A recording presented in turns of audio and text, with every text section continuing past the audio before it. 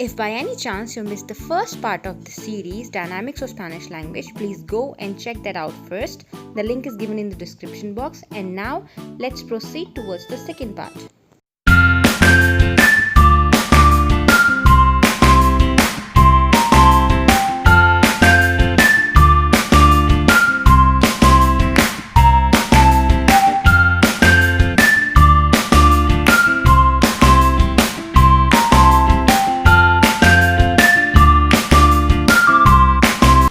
When I came to know about this one, I was more than happy and I was so relieved, because during my school days, I always used to get confused in questions like why it's do, do and go, go, and then again why it's do, do.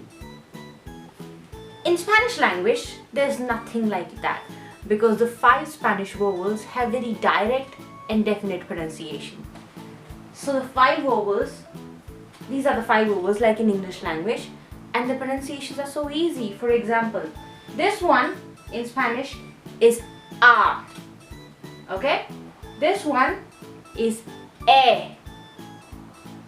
This one is E. This one is O, and this one is U. Now, if you know Hindi language, the vowels of Hindi language, this becomes rather a cakewalk for you, because it's simple. This is am, a, then E, O and U. And trust me, even if you don't know the Spanish language, you can read the Spanish text without making any considerable mistakes, because the system is so simple, and whatever you read, you just spell it in the same way. And even if I ask you to write down some Spanish words, you'll be surprised that you can spell that correctly. This is the reason.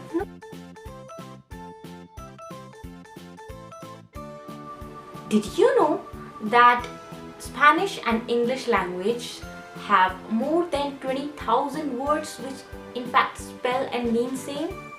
Wow, I mean, it's a big help. And these words are called cognate words.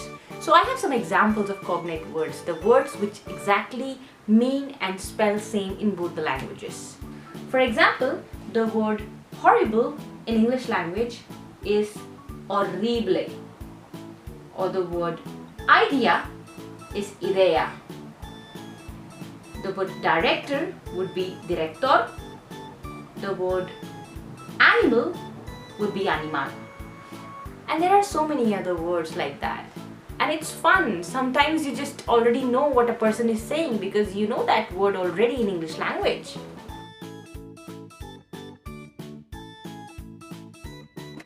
So when the cognates come as a big relief for Spanish learners who already know English, there are certain words which might be problematic for you.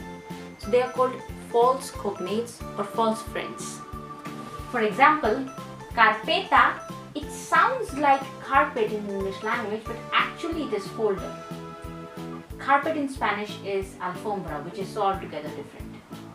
Next one is embarazada. Sounds like embarrassed, but no, it's not embarrassed. It's pregnant. So sometimes it gets embarrassing when you really want to say that I'm embarrassed and it turns out to be I'm pregnant. So be careful. The last one that I want to tell you is actualmente, and trust me, this is very common mistakes done by English speakers. Actualmente sounds like actually or normally, something like that. But in Spanish, it's currently. So just be careful.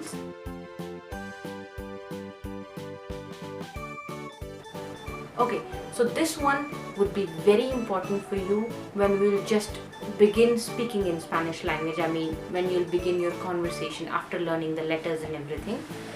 The order of parts of a sentence is same in Spanish language. I mean, almost same as in English language. For example, in English language, we see I eat orange. Okay, so it's I, subject, eat, verb, orange, object. In Spanish language, where I is yo, eat is como for I, and orange is naranja, you would say yo como naranja. So the order is same. Subject, verb, object. I mean, in different languages, it is altogether different and it is very difficult for you to order those parts of a sentence. So it's a big plus. The next one came as a big shock to me when I came to know about it. But luckily it wasn't that new for me, probably because I've already learned Sanskrit language. So it has something to do with the system of how verb works in Sanskrit language. In Spanish language, the verb changes with the person. I mean, in English as well, it changes sometimes. For example, he goes, they go, so it's a little s here and there and small differences. But in Spanish language, it changes drastically, and sometimes you are taken aback by the way it changes. And I think learning how the verb changes is the most challenging thing in Spanish language, and other than that, it's not that difficult. So I have an example over here. Comer is to eat. So in verb comer with I, yo, it's como. With you, it's comes. With he, come. With we, comemos. With them, comen. So you can see that it changes.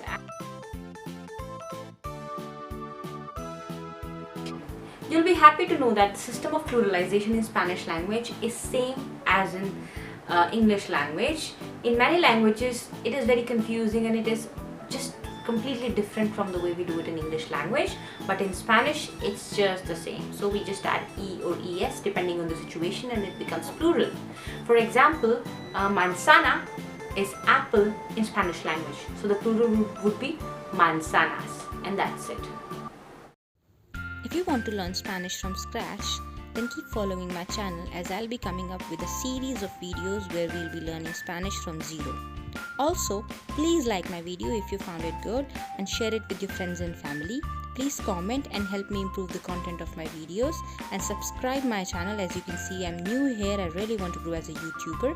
I will be posting videos quite regularly, so don't forget to hit the bell icon.